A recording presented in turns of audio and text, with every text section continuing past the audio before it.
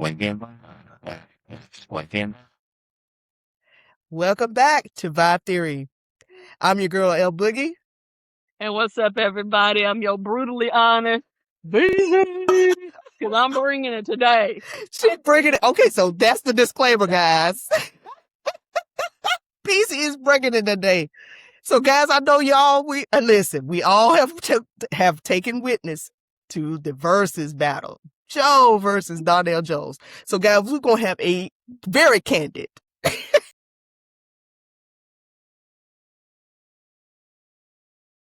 Hey, look, this is what we're doing today.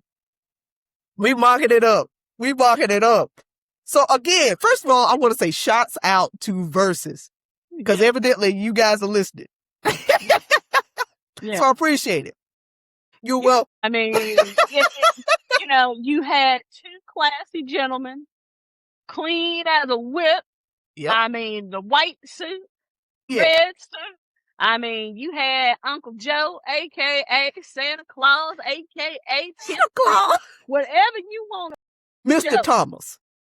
Put some respect on Joe's name, because Joe deserved that. He's like, y'all better go through recognize I'm Mr. Joe Thomas.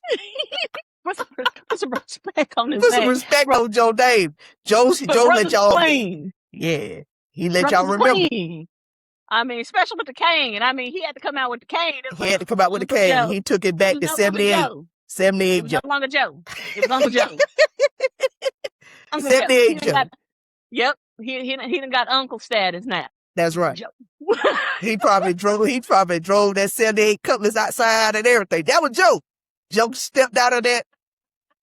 That's why when Spice, you saw when Spice did it. Spice did it. Spice, baby.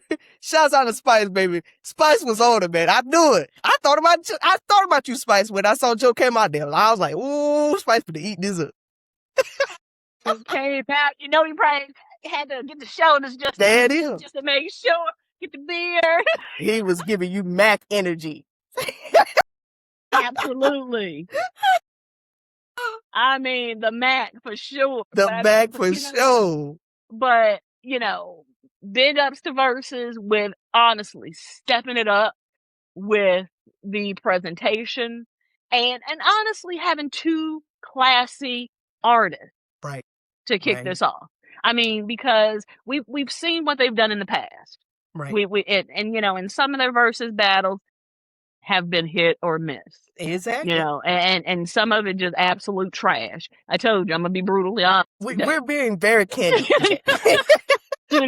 And so to have these two artists, and you don't have mediocre artists. I mean, Joe is just, coming off, being on Tiny Desk and being part of that and having a wonderful set, nostalgic set. Yes. And then on top of that, he's still touring.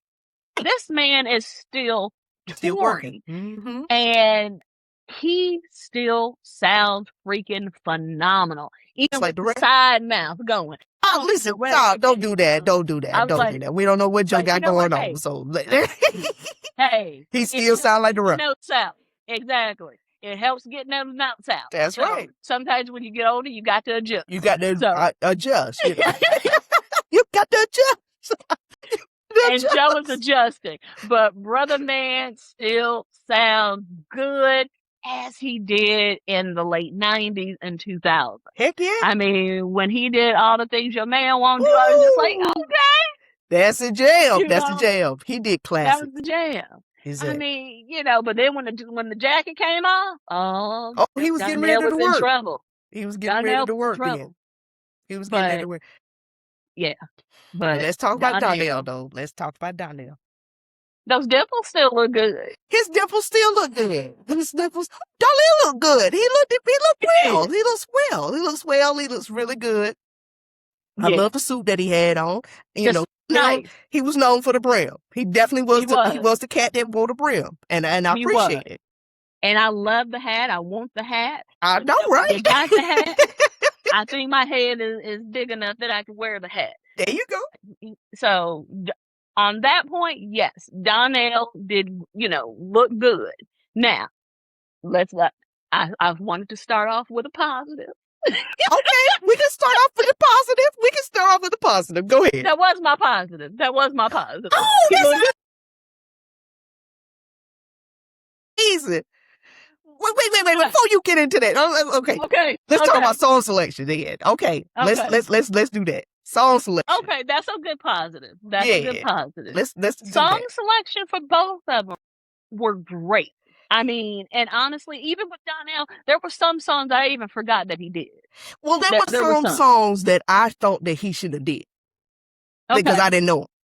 And I was like, Donnell, wait a minute now.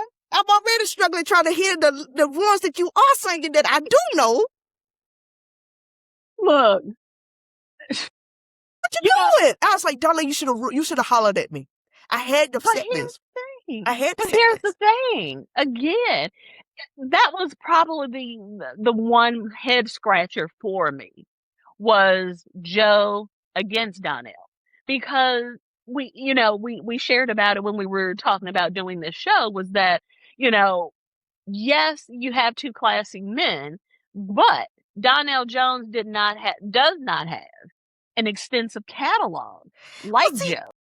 But here's the thing, though. The great thing about Donnell, and this is, and the vinyl heads will understand this. So for my vinyl community, please chime in. I definitely want to hear your feedback on this. With Donnell's music, it's more or less the B-side. The B-cuts is what makes Donnell a fantastic and a contender to go up head-to-head with Joe. Donnell makes bedroom music. Everybody know that. He's on that love shit. Sorry for cussing, but I got to get into it today. We can't hold back. We just can't hold back. Not when we talk about this here. Because I'm passionate about R&B, first of all, from this particular era. We just said this. We said this on several episodes back. 96, 97, 97, 98. Yep.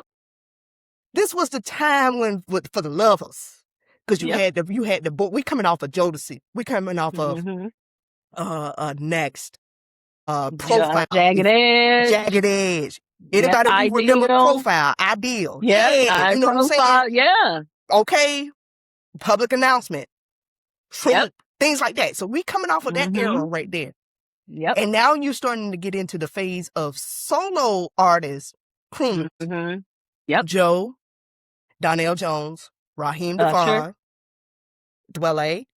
You know what I'm saying? Arrow. Yep. So again, everybody doing their own sound, but it's still silky smooth. It's silky smooth. And that's the thing that Donnell, that's why it was a great matchup when it came to aesthetic. Yeah. Aesthetics wise, it was a great hookup between the two. Yeah. Because of the silky smoothness and the fact that it's all about lovers. I'm macking this girl, Yeah. I mean, because honestly, the only other folks that you had outside of that realm, and we're going to talk about this a little bit later, guys. So put a pin in it. Case.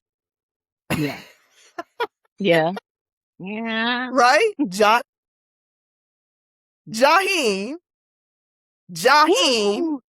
Yeah. Jaheim.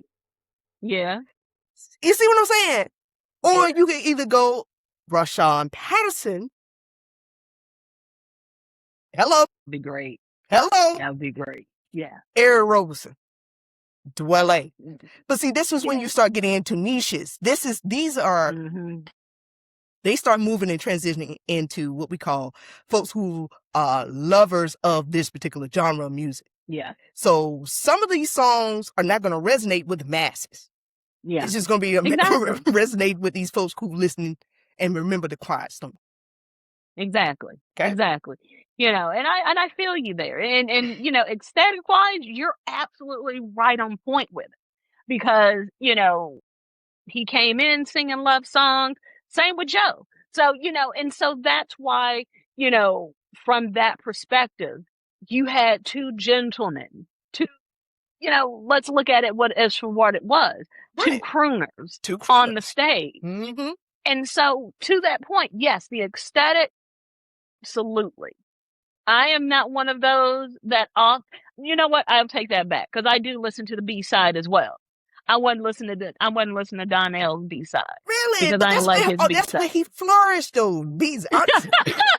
The second album, the second album by Joe, excuse me, y'all.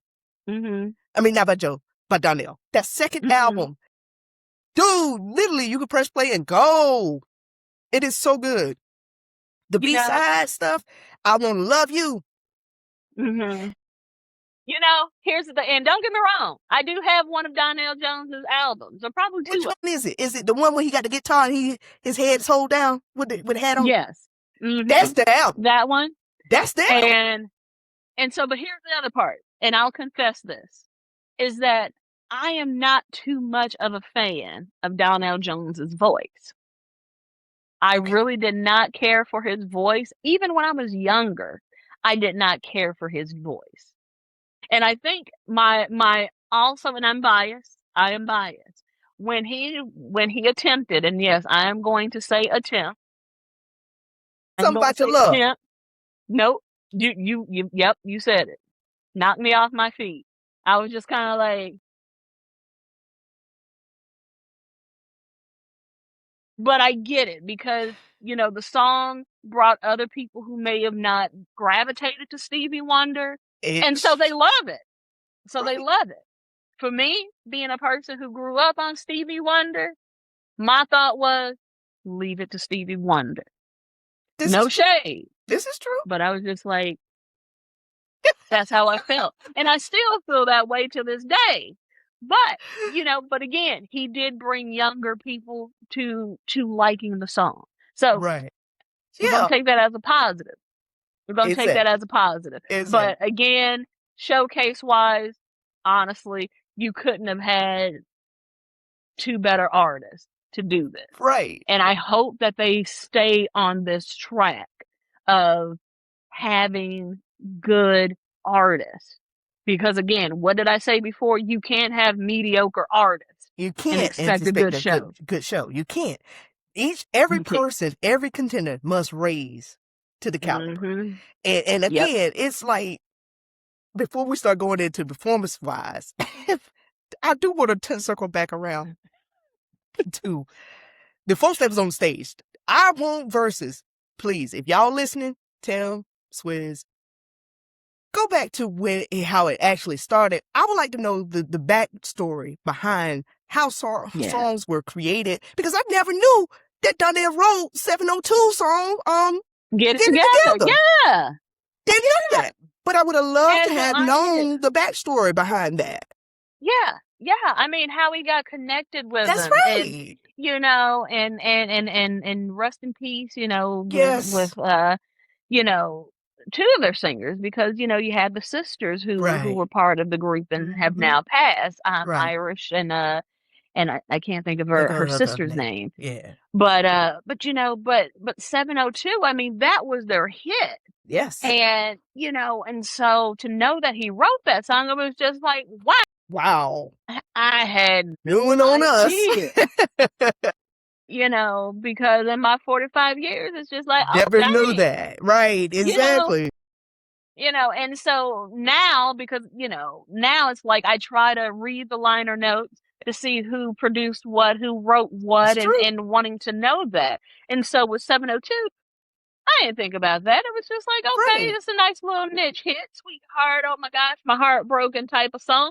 So honestly didn't care who wrote it then, but now I'm just like, See, here's the thing, though. It's so crazy because I've always thought that song was written perfectly. It has it was structured correctly. It has a great beginning, bridge, you know, everything, chorus, everything, the way it comes in and the way they sing it on that beat. I wonder did he produce the track as well, because it's honestly the flow of that song. Yeah. Man. I mean, the beat, I mean, honestly, I would say he did, because versus some of the other stuff that he has done in the past, where it has that simple 1-2 beat. That's right. So I'm honestly going to say yes. He did the track I think too. he actually had a part in that as well. Oh, I honestly do. Well, I just say kudos to him for that. And they kept it. Yeah, because that was perfect. That was perfect. Yeah. I mean, oh my goodness. I've always loved that song, Get It Together. Yeah. When I first heard that, I think the first one, their first single, and then this one, Get It Together, was the second single. So the first single was a song with Missy, right? Where My Girls At? Let's see. No, that was years later. That was Where My years later. Girls What At? was the first? What was the first Yeah. song? Let me see. Oh, Let's see. I know what it is. Stilo. Yes. Stilo was the first. Yep, that was their first song. Yeah. Stilo was their first song. Then Get It Together. And I mean, and that album was not bad at all. So I don't know if he had a bigger hand in that album. But see, this is where we need to look at the liner notes and see, because he may have. He may have been like a creative director in regards to the project.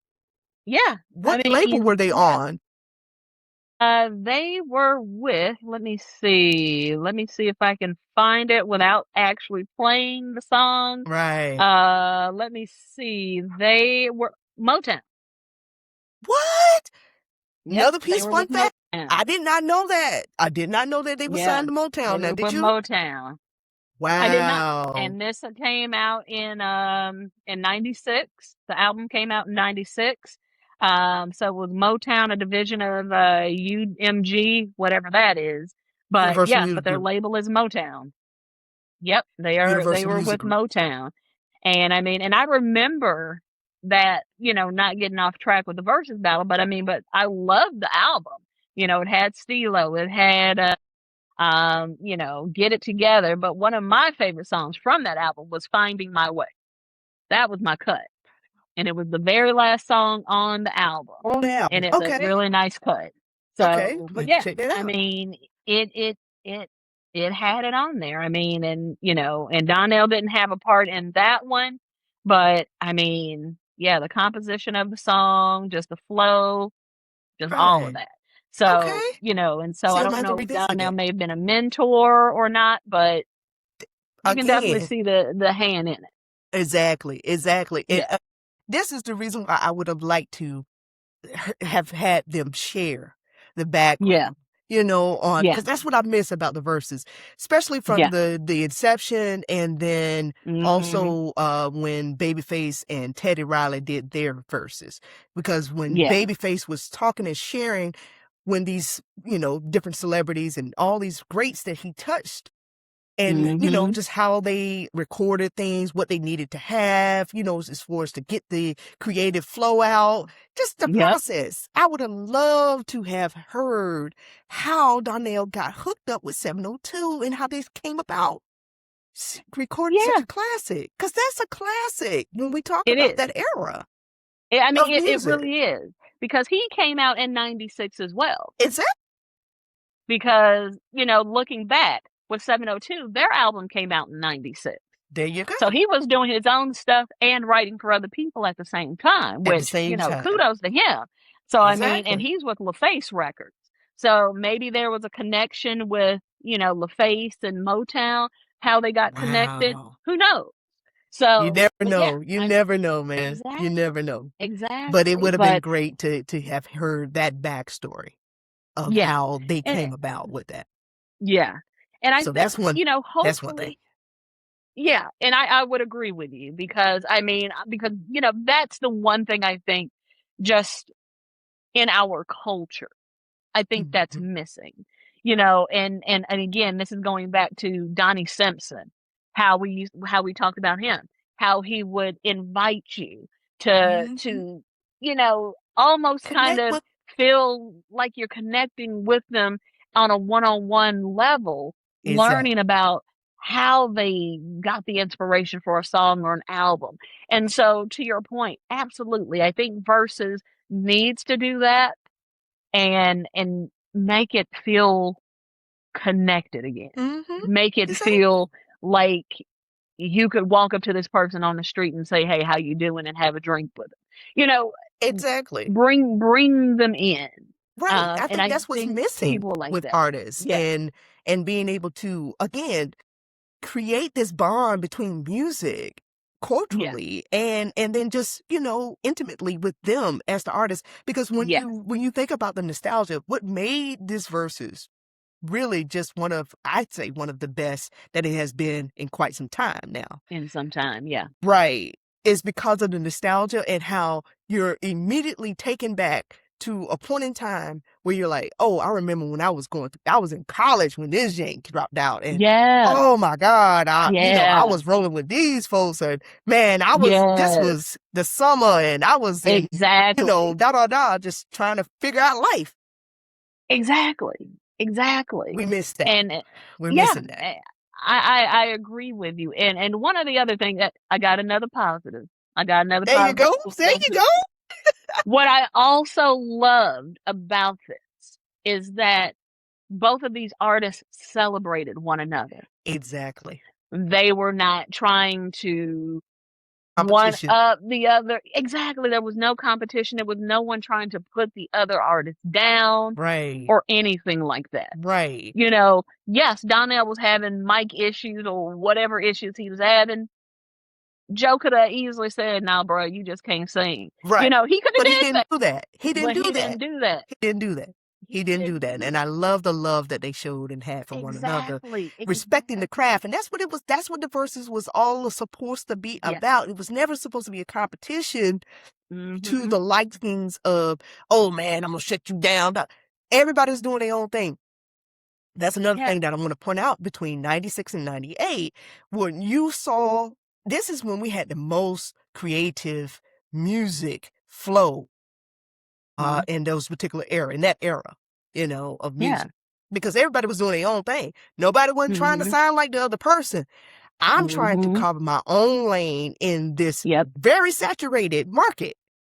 But I'm trying to get my group or my voice to be, resonate with folks. And I'm trying to get a piece of that pie.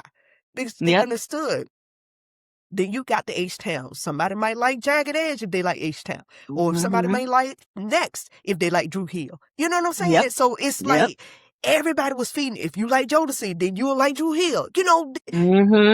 Everybody had something. They had something to get. I mean, it wasn't because they got these two cats, Cisco and Casey both had a raspy voice. And everybody was like, oh man, his voice sounds better than. Nobody did that. You either liked them or you didn't. And that's really what it was. It wasn't a competition. Exactly. Everyone brought their personas that made them stand out to the stage. There you go. And it worked in the night. Exactly. That's what it was. I mean, Jagged Edge had their niche with, singing the love songs, but looking hard with the baggy pants, the white beaters. Wanted to show that even a brother has a sensitive side. Exactly. So they had their niche. So, and that's where Joe and Donnell Jones, they had their niche. Exactly. Joe, and the difference is, with Joe had his smooth R&B side. Joe had his, I'm just gonna be a hoe in these streets. Wait a minute, I don't want to be a player. He was there. He was just a brother trying to figure out life. He was early stages in his late 20s, whatever, early 20s, and he was just trying to just navigate life. Look, I got a few coins in my pocket. I'll keep running up against these wrong crazy girls, or I'm in the wrong place at the wrong time, things like that. Yes. Don't give you the feeling of, I'm just trying to find wifey, whenever he decided to stop being a player. Yeah, exactly. But you know what though? The funny thing is, all the things your man won't do. Yes. That was on the Don't Be a Menace to South Central. Yes, it was. And the funny thing is, it's that song that propelled him, but also is the lasting memory of that movie. That song did better than the movie. It did. That song did better than the movie. And that's the part that you remember most from that movie is that song. Right. And so, I mean, and it's like, and even hearing him sing it live, it's just like, dang, you still sound good after all these darn years. Again, this is what I'm talking about. The artistry, the art form of performing. And these cats, now just to move into that segue, now we start talking about that. Oh, another thing, Verzuz. Get rid of the people behind the hype crew. I didn't even know why they were there. Why were they It there? was extra VIP because I saw a red wristband. So I'm gonna say they Y'all were could have been in the extra audience. VIP. You should have had some aunties back there on that stage. The ones that kept looking at their watch and said, I got to go now. I got to go. Y'all got to hurry up and wrap this thing up. I got to go to work in the morning. I got to go to work in the morning. Y'all gonna have to wrap this up. But I'm feeling you. That's what you needed. You needed them aunties behind it. They would have extra VIP. Now we need the aunties because you know they would Yes, have we had. did. We probably would have still been there. They would have had their pocketbooks. But now, in this, we didn't need nobody. We need it. If I had seen a chick with a Coach bag and she had put that Birkin down on, I know she put that Birkin beside her drink on the floor. Well, it's about to be on because she about to be getting up. In the next couple 3 songs, she got to be getting up. She gonna be dancing in the seat. She gonna be doing this. Yeah, I need that sister. Like, yeah, that's my jam. That's the sister I needed behind them. To throw them hands up. Because there was one chick that she was damn near about to lay on the couch. She sure was. And I said, damn, girl, you too young to be going to sleep. You ain't get your... She was about to lay down. And then the brother was in the phone. Why's you up there, bro? Exactly. Because he wasn't recording. He wasn't recording. If you're going to be on Twitter, if you're going to be on Threads, you could have been in the audience. You could have gave that seat to Auntie. Exactly. You could have let Henrietta got that seat. You could have let him got that seat.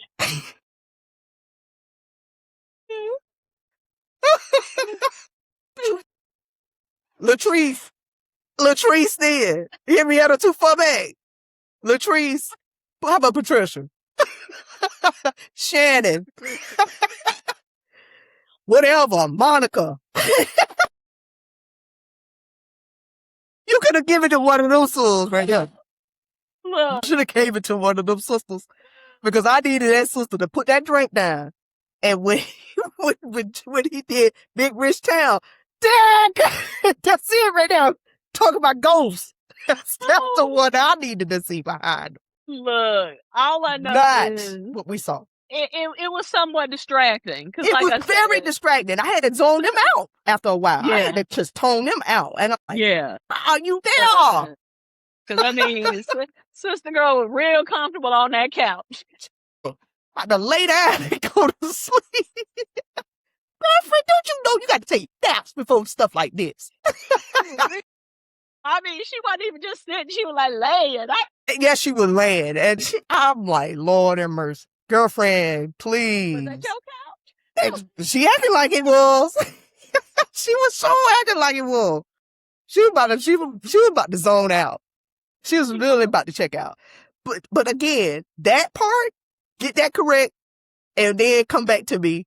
But yeah. And then find out who is the person that Mike's Tiny Desk.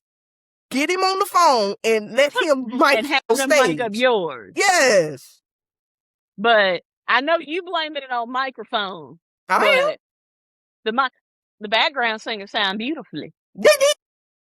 Again, honestly, if you got to keep doing this, I knew then. When Joe, he was pulling out the monitor. And I kept saying, pull the monitor out, you can hear yourself. That monitor was probably either down or was turned up too loud. It throwed him off. That's why. It did. It probably did. Just take one.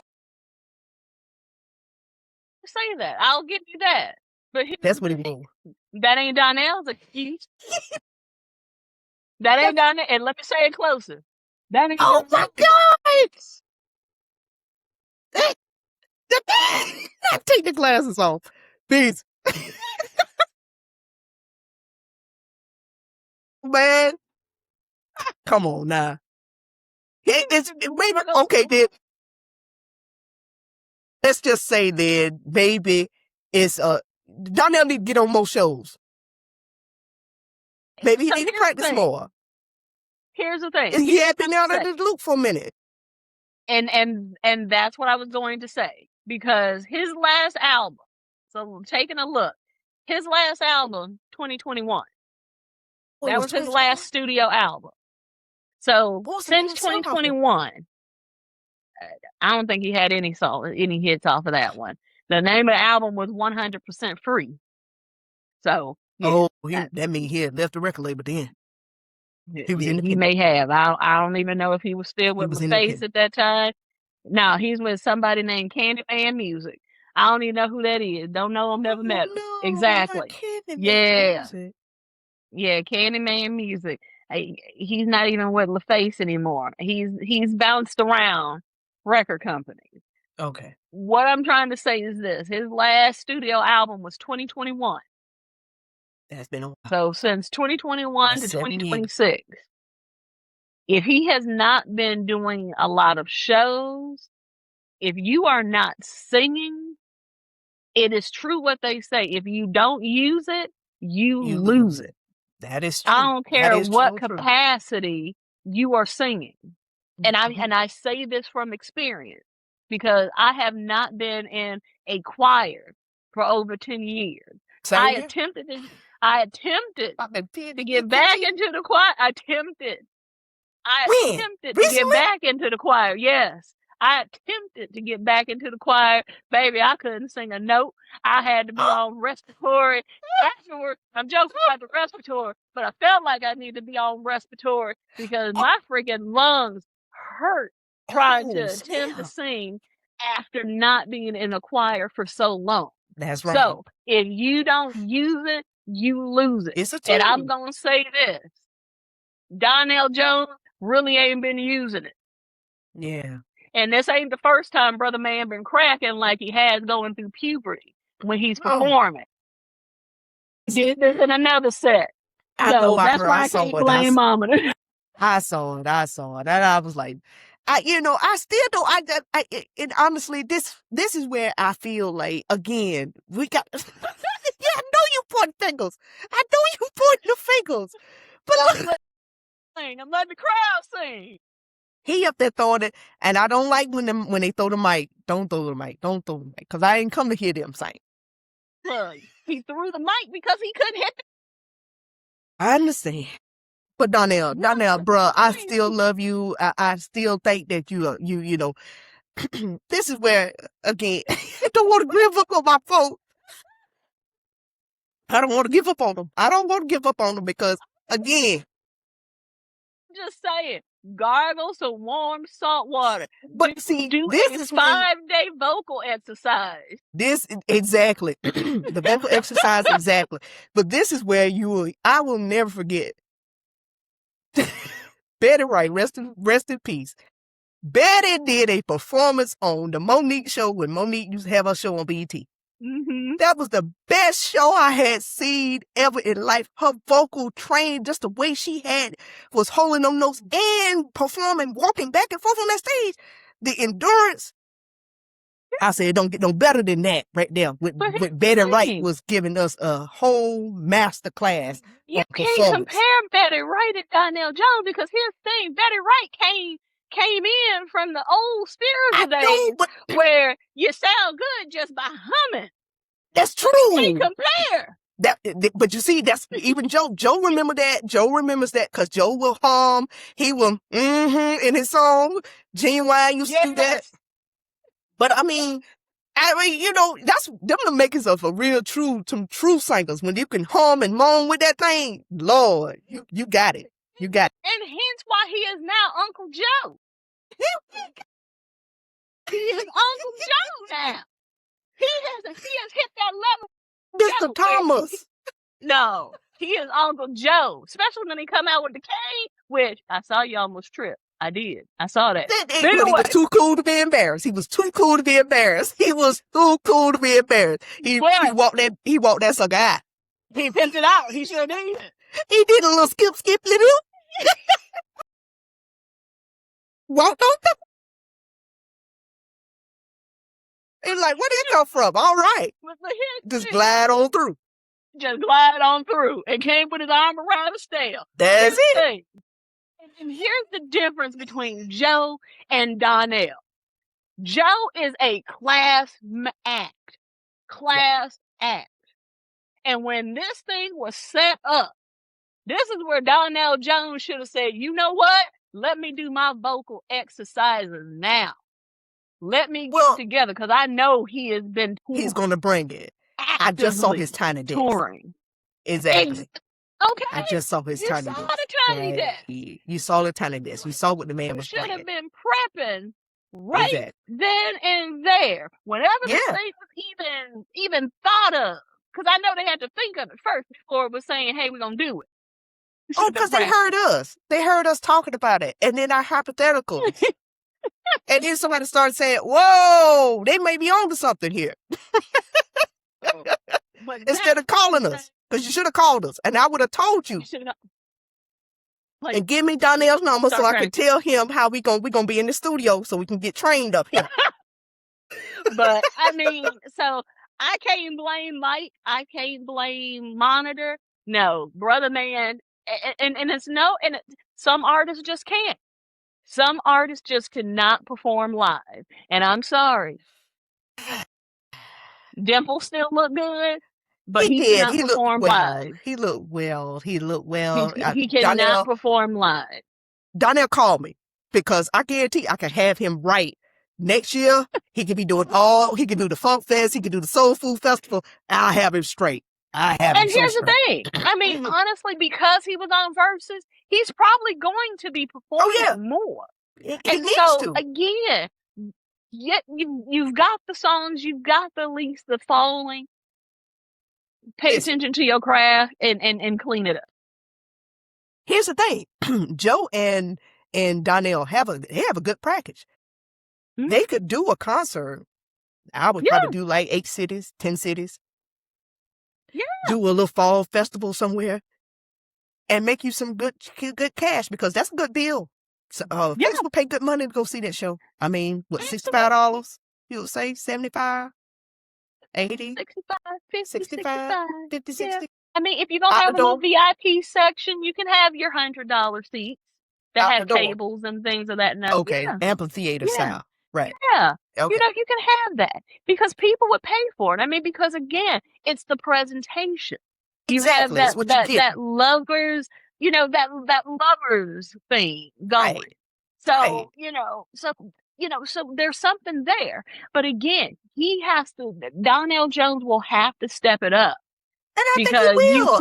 You can't let the crowd do all the songs for you. And he just figured that, let me just do that.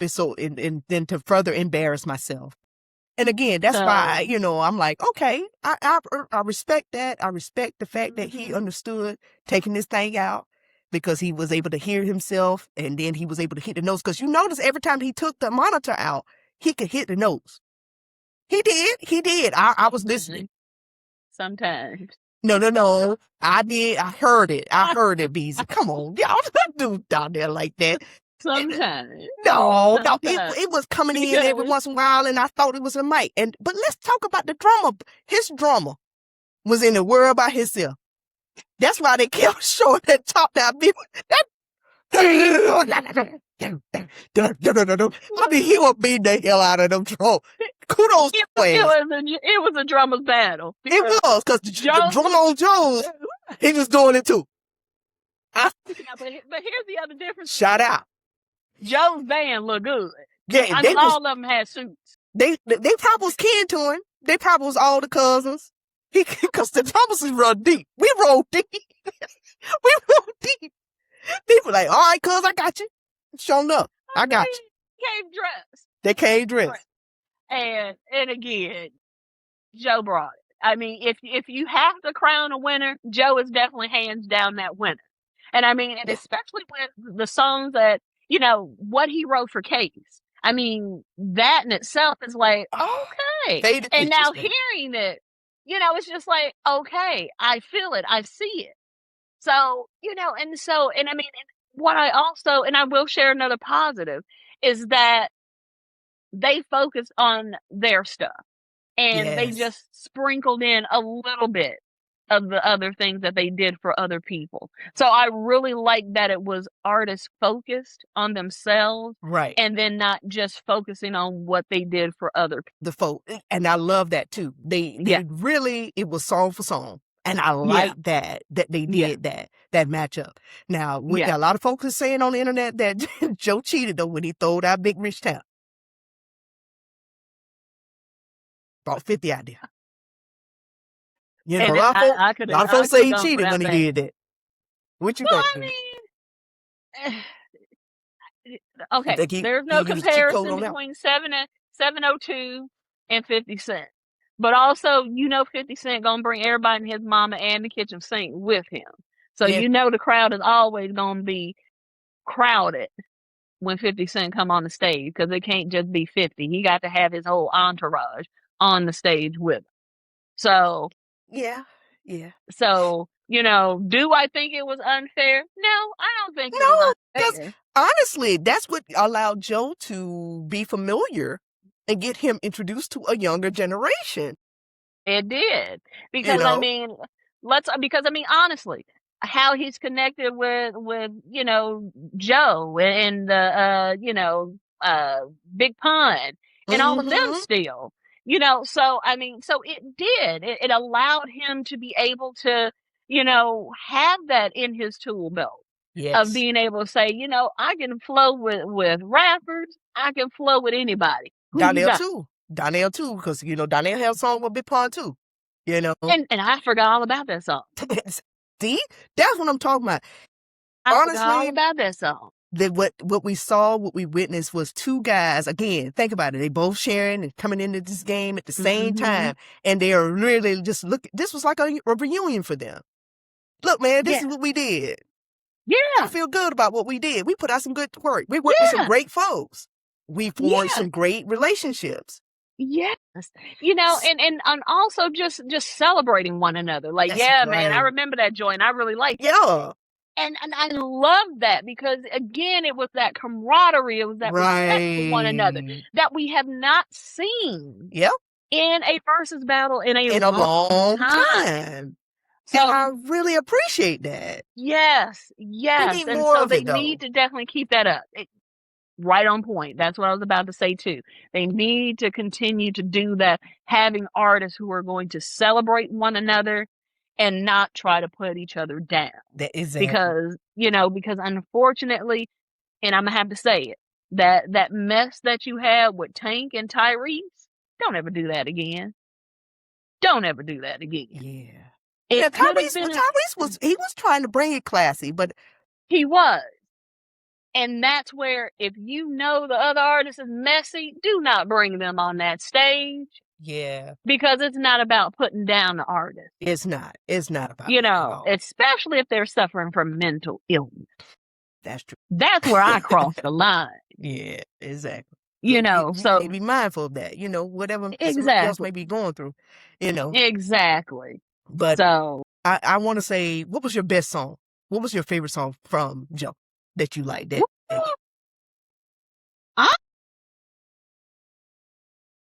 Even though R. Kelly wrote it. Come on. More and more. More and more. Yep. That's my song. More and more. Beeze, I'm so glad you said that, because that's my song.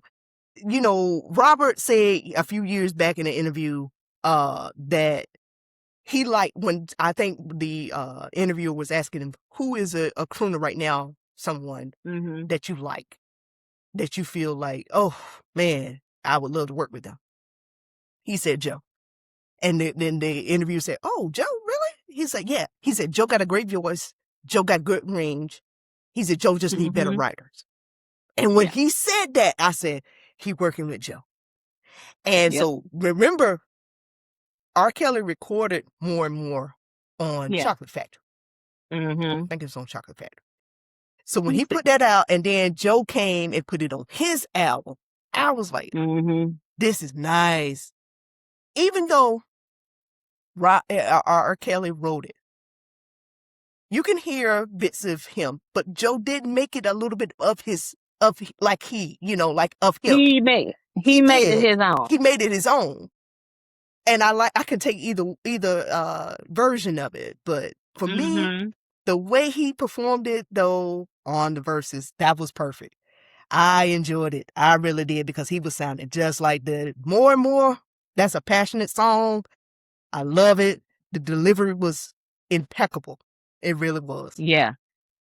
I mean, it was a good song. It was, yeah. There's just, he made it his own, and it makes me forget who wrote it Oh, because he put his own spin.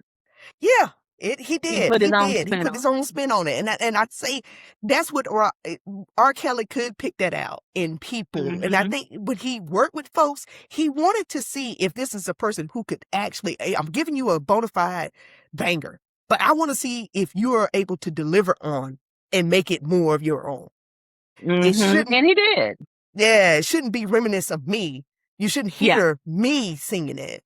He wants to hear that artist singing it. So Exactly. that, Exactly. And I'm that's for trying to another see day. what album it was on. Yeah. And I'm trying to see what album it was on, and I can't even see because I don't even think all of his music is on iTunes. Who? So Apple Music. So R. Kelly. Which one? So For Robert? more and more. Yeah. So not For sure R. Kelly? when. Yeah. So I don't I think know it was on what. I think it was on the Chocolate Factory, if I'm not mistaken. Yeah. Because I'm I not sure. was just playing. I went through his list. That would have been an awesome Verzuz too. You know, I maybe need in to another stand up against him. time. No, Maybe in yes. another time it would have been, but yeah. Yeah, nah, he is definitely done. And no, it Yeah. wasn't on Chocolate Factory. It was not on Chocolate Factory. It was, we'll come back and definitely share what album that was on for R. Kelly, but I remember what R. Kelly did. And I mean, it was, a great song even then, because I was just like, okay, I see what you're doing. And it was a great cut. So to hear Joe do it, I was just like, all right, I really like that. And yeah, it just worked. And it worked for Joe because I mean, again, he was that crooner. Right. And so it just worked, Yep. and again, hearing that, but also hearing all the things your man won't do. Right. Hearing that live as well. That was right on point too. So, and again, the man still sounds great after all these years. So, yeah. So kudos to him. So what about you? What did you think about for Donnell Jones? What song did you really like? I think it was I Wanna Love You. That what was let me see. I always say that, but it may not even be that damn shit. Hold on. Let me see. Dang, man, it's like I get pieces. Oh goodness. I did it and oh man, hold on. Yeah, Oh, Shorty Got Eyes on Me. Now I used to love that one. I remember that cut. Yeah. I I remember used that to cut. love that one. I used to love I Shorty Got remember Eyes that on Me. one. And you know what? I think for me, I think my performance was what was it? The song that I liked by Donnell that I was glad that he did it. Um and again, it was one of his popular songs, Where I Want to Be. Yeah. Hearing him do that one again, he kind of struggled a little bit, Yeah. but the band, the background singers really helped him with it, which and another thing, didn't know he had wrote a song for Usher too. So, Yeah. Mm-hmm. but hearing him do that performance, the band coming in with it, I mean, it was a beautiful song and I liked hearing it. Yeah. And big up to his background singer. Oh, yeah, his Like the background guy who singers was on did point. the song Mm-hmm. that he wrote for Usher. Yeah. Dude can blow. Yeah. So Natural Thing was good too, and I like when he threw that out. Been a Natural Thing. remember that song. Man, Like I said, Natural Thing I don't was remember a lot by that's him. that's what I'm Besides trying his to tell most you. popular. Listen, honestly, he joked. Donnell should have hollered at me. I had him in there, and in the hood. Yeah, I remember that one. Yeah, I didn't like the remix. I didn't like the remix of that. yeah. I mean, The remix was Oh goodness. I mean, but he had some jank. But you know what's up with Left Eye. That was a perfect song. The song structure on that song, the way that one was it. That was perfectly orchestrated song. Yeah. It was perfectly written, and the deliverance, the way Left Eye. Oh my goodness, we got to talk about the way that she flowed on that jank. Left Eye was literally in a league of her own. She was underrated. She was really underrated was. when it came to her flow. She had to be another conversation. Exactly. Yeah. She had some niceties though. Oh my God. But she gave you a nice sweet 16. It was nice. It was. You know, it's unfortunate that we did not get the opportunity to see what she possibly could have done in her solo career. Yes, sir. I mean, I know that the one album that she was fortunate enough to release, it wasn't well received. Right. But again, timing. And it was, you got to think about the way the music was changing. Yeah.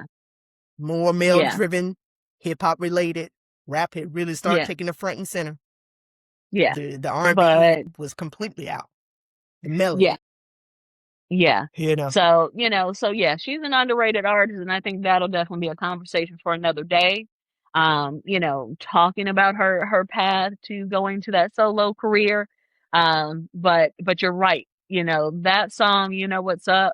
I mean, I still remember the video where you had all these different artists and just doing random things. Yeah. Everyday things. Absolutely. And he just brought that all together. So, because Left Eye was so funny. She was like, Donnell Jones, the way she says. That's right.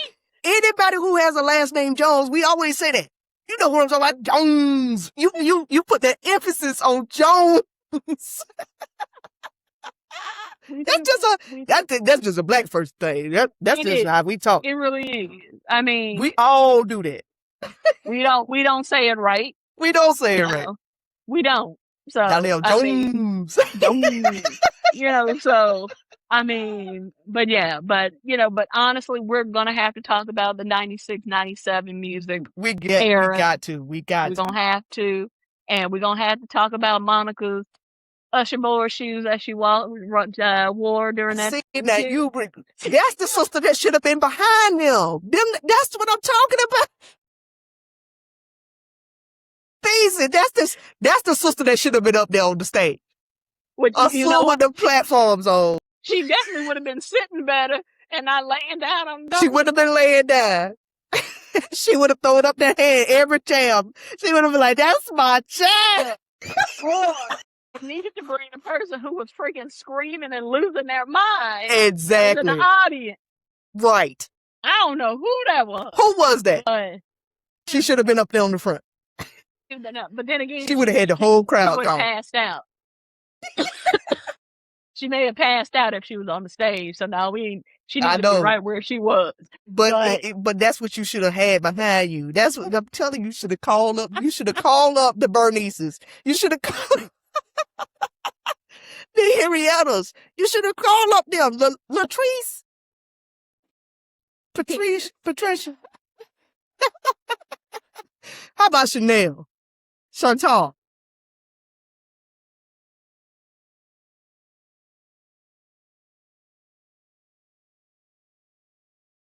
If y'all like what we're putting down, we love to hear back from you guys. I know, Jesus. I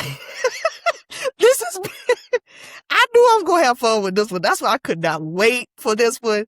I mean, who else went and got off early for this person to go get this? Because I did. I'm up here trying to. That morning I got up, I was like, oh, I can't wait. I got to figure out what kind of drink I'm going to have. Am I going to do wings or pizza? Hey. Yeah, it was one of them kind of things. But I'm going to get me some bubbly to go with it, Got to get some bubbly. It's a celebrate. It's a celebrate. Guys, if you love our conversation today, again, we're keeping it fun. We're keeping it light. This is what you can expect from Vibe Theory. Absolutely. Please follow us on all the social media platforms, guys. We are everywhere at all times. You can watch the full length video of this, it comes out. We have videos, new videos. They're arriving every Tuesday. Please feel free to join our community. We love to hear your comments. We love to hear your feedback. Tell us what was one of your favorite highlights from this particular Verzuz. And who would you guys like to see next? That's where I'm going to leave you at. Now, who I think they should go. Okay. Okay. And it better not be no damn Rome either. It ain't wrong. It's not wrong. Trust me. But it is. I would like to see Case and Jaheim. Case and Jaheim. Okay. Can For y'all me, find Case? he's in South Africa right now. He's in South Africa. He is? What are you doing, missionary work? That's what you. I don't, What is he in South Africa for? What is he doing? Case, go in South Africa. I just know that Joe gave him a shout out and said, "I know you in South Africa, my brother." So that's Oh, all he I know. did say that. Oh, He did okay. say that. He did That means say he's coming that. back. He's coming back. Eventually. But you know what? I'm gonna take it into a different realm. Who? I'd actually like to see Rashawn Patterson and Eric Roberson. That's who I'd like to see. You have two independent artists who have been in the music biz for years, underrated artists. I think that would be a good Verzuz that. That would be good. But I would like to Annie. Rashawn Patterson against Maxwell. We can do that. We can do that. Okay. That would be great. Because, and I say that because these two came out at the same time. Okay. Because that, 96 as well. that's right. That's song for song. And again, that it builds up on the same pretense of Donnell Jones and Joe. Because folks would think that probably Rashawn Patterson doesn't have the catalog, but he does have the repertoire. He's It's got the best to catalog believe. and the songwriting. He's got the songwriting. And then again, vinyl heads chime in because we know song for song, this would be neck and neck. We would. Because for Rashawn Patterson, I'll listen to the A side, B side, D side, The C side, side. that's right. You listen to everything from Rashawn Patterson. So Exactly. that would be, make that happen. Rashawn Patterson and Maxwell. Maxwell. I could dig that. That's it right there. That's I it. could dig it. Call us, Swizz, Tim. Call us, man. And The artist. honestly, I can get your play set. I can get your set list together on both sides. I mean, We got you. exactly. We got you. And they don't have to be the main staples. It don't have to be top 40. Not with these two brothers. Nah, they got too much music. Exactly. It could go either way. It could go either way. But honestly, I think that would be, oof. That'd be sexy. That would be Love Jones, Best Man, everybody rolling in one kind of sexy. Boomerang. Yeah, it would. Yeah, it would. It Yeah, it would be would. so nasty work that time. I'll be in the crowd screaming, losing my head. I'll be losing my hair over that one right there. I mean, cause literally on the Two Can Play That Game soundtrack, Rashawn Patterson ruled that, honey. So hot. Oh Lord, that's still to Oh, this that day was one of my good. favorite songs by him. Cut. Yes, sir. I mean, Feel Good. I remember Lala. I remember Lala in that movie. She was spinning it.